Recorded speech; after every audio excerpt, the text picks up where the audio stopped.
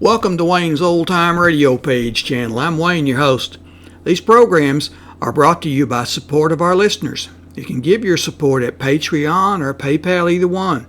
There's clickable links in the description below. Thanks for your support and enjoy the shows. From Hollywood, it's time now for Johnny Dollar. Pete Carlson, Johnny, Star Mutual. Oh, hiya, Pete. How's the family? Great. The lucky dogs are at Cape Cod for the summer while I toil and fret. What's fretting you at the moment? A letter, Johnny. Listen. If you're wanting to know who murdered Helen Bates, you pay no mind to that person or persons unknown. You just look real close to home. Look real close to home. The postmark, Shady Lane, Vermont. And the signature, I suppose, is that famous old name. That's right. Anonymous. Helen Bates was killed there a month ago, shot to death. We carried a $10,000 policy on her. And the beneficiary? Ben Bates, her husband. He's got a farm about 4 miles out of Shady Lane. What's the status of the investigation? Stalemate, Johnny. The coroner's jury brought in an open verdict, and there's been nothing turned up since. We were just on the point of paying off the policy. But now, well... All right, Pete, I'll fret for you. If I can find Shady Lane on the map.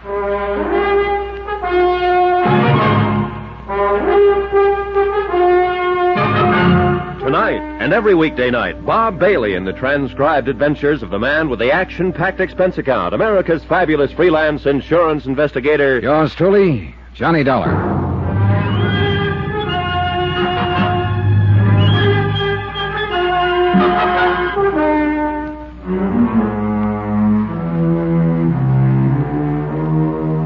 From Special Investigator Johnny Dollar to the Home Office, Star Mutual Insurance Company, Hartford, Connecticut. The following is an accounting of expenditures during my investigation of the Shady Lane matter. Item 1, $36.70. Transportation and incidentals, Hartford to Shady Lane, a quiet little town of around 1,000 population. Drowsy streets lined with white frame homes, picket fences, and flower-bedded yards. A town with a well-chosen name, built under the protecting shade of venerable elms and spreading maples. A country crossroads town with one of everything. One inn, one restaurant, one garage, one general store, one barber shop, and one constable, a gaunt and lantern-jawed, leather-faced man of middle age named Jed Bramler. Yeah, it's a fact, Mr. Dollar. Lived here all my life. First time I've ever seen it this hot. Yeah, it's warm, all right. For this time of year, at least. Weather's changing. World, too. Everything's changing. Except human nature. That, too, maybe. Take this killing. Don't rightly know how to go about dealing with it. Well, maybe we can figure out something between us. This the bullet that killed her? Yeah, that's the one. It's an odd size and shape. Hand-poured. Say it's hand-poured. It's for an old-fashioned squirrel rifle. Smooth bore, single shot. I see. And I reckon that's about all I can give you in the way of facts, or clues, I guess you call them. All facts will do. All right. Helen Bates was a fine woman. Had a hard life.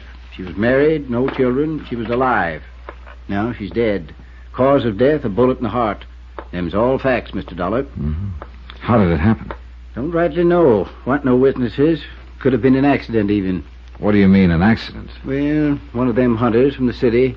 Them through here regular. Confounded idiots.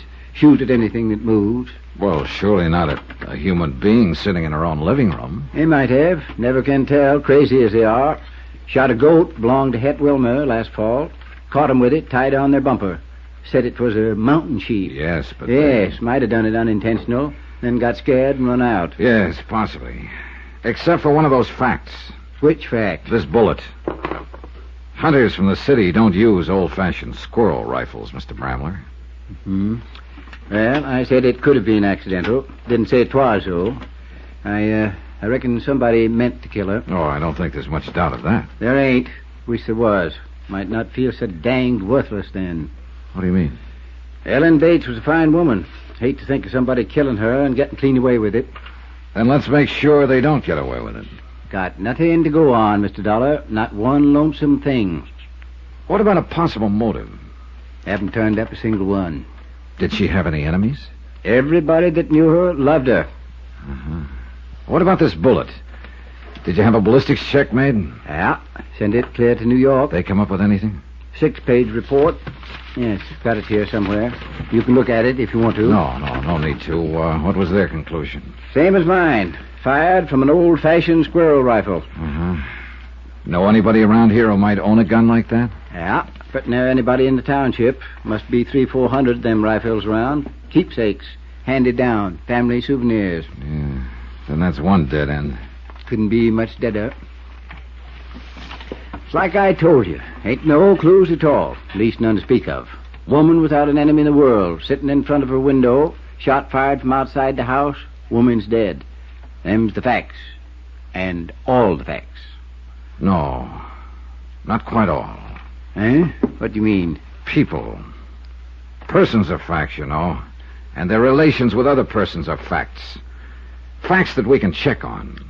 Already told you, Mr. Dollar. Helen Bates didn't have no enemies. The person who killed her wasn't exactly a friend. Known enemies, I mean. But she had contacts and relations with other persons, and one of them, known or unknown, was her enemy. Maybe an accidental enemy with a motive and the capacity for murder. What do you mean by accidental? Maybe Mrs. Bates saw something from that window of hers. Something that made her dangerous to someone else. Maybe she didn't even know she'd made an enemy. Yeah, might be. Or maybe it's just a matter of her death benefiting somebody. Somebody who otherwise wouldn't be her enemy. Mm-hmm. It thought of that, of course, but it don't lead nowhere. It might. I've got a letter here, Mr. Bramler. I wish you'd take a look at it. All right. It arrived yesterday at the home office of my client in Hartford. Mm-hmm. It was mailed here in Shady Lane. Nightfall. And close to home. Looked real close to home.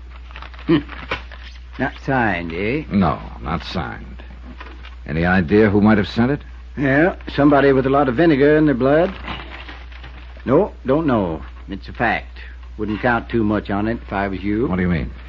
Well, like you just said, a matter of her death benefiting somebody. So? With that insurance policy like it is, the person that'd benefit most would be her husband, Ben Bates. Forget him. Why? Like you said, motive and capacity. Even if money was motive enough for Ben, he just hasn't got the capacity for murder. Forget him. Is Ben Bates a good friend of yours, Mr. Bramler? Since we were boys together. I see. Mm-hmm. Maybe you only think you see. I ain't making allowances for him. Just know him, that's all. Maybe I'd better meet him. All right. Farm's just out of town a ways. I'll drive you out there if you want. Oh, I'd appreciate that. Only one thing, though. You've got an expense account of some kind, ain't you? Sure, that's right. Why? Well, we're not exactly poor folks up here, but we ain't rich neither. And the township is kind of frugal with their money. I see. Going to have to charge you for the car expense, if it's all right with you. Oh, sure. That sounds fine. Yeah, well, then. Maybe we could make a couple of other calls on the way. Who do you want to see? Well, mostly I'd like to talk to the coroner here and... You already have. Huh? Yeah, I'm the coroner, Mr. Dollar. Well, are we ready? Expense account item 2, $3 even. Transportation in Constable Jed Bramler's car from Shady Lane to the Ben Bates farm. It was a pleasant trip. Summertime, and a country road winding among the farms, climbing lazily over the ridges. The heady, pungent scent of flax and clover, the hum of bees. But I couldn't completely enjoy it. I kept wondering how much real help I could expect from a constable who'd already made up his mind that the top suspect wasn't capable of murder. A constable who was also coroner, and for all I knew, county attorney and district judge. A constable who might even be, just an idle thought, might even be a murderer. Now, this is the Preeny farm. Ben Bates's place is the next one, about a quarter of a mile. I see.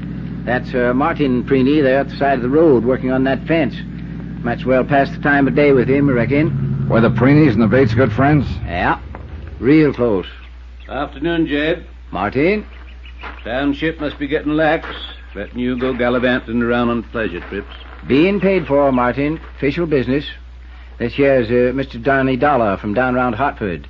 Martin Preeny, Mr. Dollar. Mr. Preeny? I do. That's quite a job you're doing there, Mr. Preeny.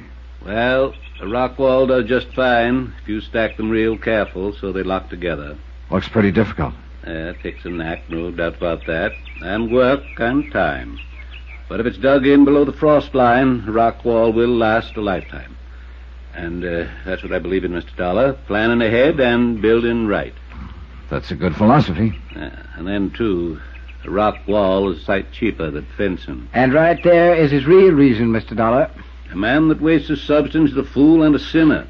I believe in prudence. It's your only virtue, Martin. Fiddlesticks. We got callers, Sarah. Come on out here. No, ain't staying, Martin. Just passing. Just a minute, Martin. Just what so-called official business you on, Jed? Murder of Helen Bates. Mr. Dollar here is an insurance investigator. He's come to look into it. I see. Well, it's a terrible tragedy, Mr. Dollar. Sad thing for the whole township, especially for Sarah and me. Yes, I imagine so. Yeah, they've been good neighbors. Fine people. Folks about to be proud to know. So I understand. Couldn't help feeling sorry for him. Just didn't seem to get ahead in spite of Ben being a good hard worker and all. And then this, on top of all the other trouble he'd had. Well, what do you mean by trouble? Afternoon, gentlemen. Come here, Sarah. Why don't you meet a friend of Jed's, Mr. Johnny Dollar, my wife, Sarah. Mrs. Rennie? Mr. Dollar comes from Hartford. Hartford. Then he's here for... He works for an insurance company. He's given Jed the hand with this Helen Bates thing. Oh, yes, I see. Well, don't let me interrupt. I just tell him, Mr. Dollar, what good neighbors the Bates have always been. A body couldn't ask for a better friend than Ellen Bates. Mr. Preeny, you said something about all the other trouble they'd had. I was referring to Ellen's illness. Why, after that operation last year, she was pertinently an invalid, you might say. Ben had to wait on her hand and foot, along with doing for the house and running the farm. A lot of time he spent taking care of her. Now, Sarah. Not half as much time as he spent hanging around that girl. What girl is that, Mrs. Preeny? Why, that little flibbertigibbet that works at... Sarah! I'm sorry, Martin, but it's true and you know it. Mr. Dollar, I'm afraid my wife is just repeating gossip she's heard. Ben Bates is a fine young man. Any stories to the contrary are idle rumors, nothing more. Well, sometimes the best way to stop an idle rumor is to check into it. If you'd care to tell me who she is. I know the girl, Mr. Dollar. Her name is Millie Wells. She's a waitress at the Shady Lane Cafe. I'd like to talk to her. You can when we get back to town. Well, folks, reckon we'd better be getting on. Mr. Dollar, Ellen Bates was a fine woman. Whoever it was killed her. I hope you get him. I believe we will. Oh, and by the way, Mrs. Preeny, the company was very grateful for your letter. My letter? I mean, how did you know it I was... didn't know. I was just guessing. Oh. Nice to have met both of you. See you again.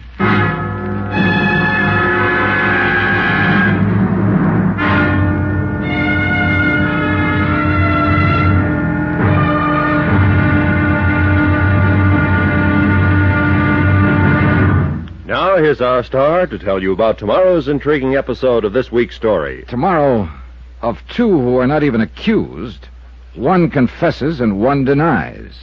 And both very strangely. Join us, won't you? Yours truly, Johnny Dollar.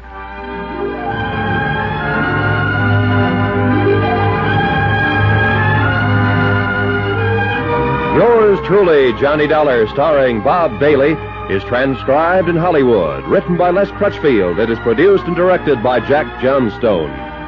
Be sure to join us tomorrow night, same time and station, for the next exciting episode of Yours truly, Johnny Dollar. Roy Rowan speaking.